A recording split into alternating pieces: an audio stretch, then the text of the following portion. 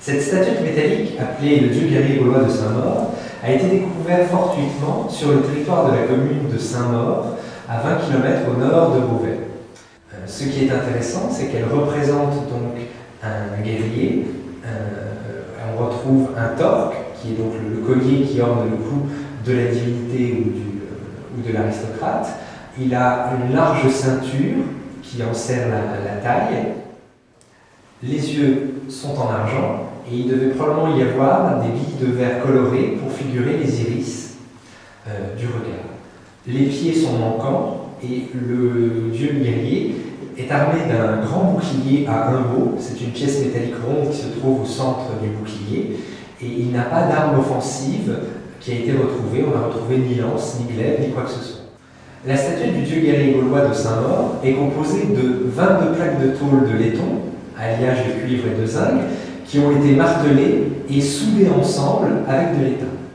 Il a été retrouvé au centre d'un sanctuaire gallo-romain appelé un fanum, qui a été fouillé en fait après que la statue a été découverte. Lors des fouilles, on a découvert énormément d'armes votives qui ont été déposées tout autour de la statuette. Alors, cette statuette représente peut-être un dieu guerrier, ou un guerrier divinisé, ou encore c'est une sorte d'ex-voto offert à une divinité en remerciement d'un service. Il est impossible de dire précisément ce que cette statue représente, car aucun texte, aucune dédicace ne vient confirmer l'usage de la statuette. Cette statuette est au carrefour de deux traditions religieuses très différentes, la tradition religieuse romaine et la tradition religieuse celte, puisque les Romains ont l'habitude de représenter leur dieu sous forme humaine, contrairement aux Gaulois, alors que les Celtes représentent leur dieu de manière purement symbolique. Donc nous avons ici un dieu représenté sous forme humaine, mais représenté comme un guerrier celte, avec tous les attributs d'un guerrier celte. Et c'est pour cela qu'on peut dire que vraiment cette statuette représente le syncrétisme de la société gallo-romaine.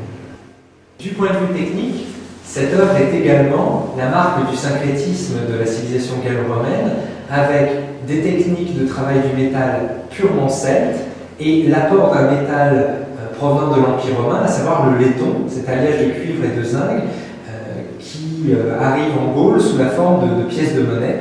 Et c'est peut-être un ensemble de pièces de monnaie qui ont été fondues pour créer les tôles de métal qui forment en fait la statue que vous avez devant vous.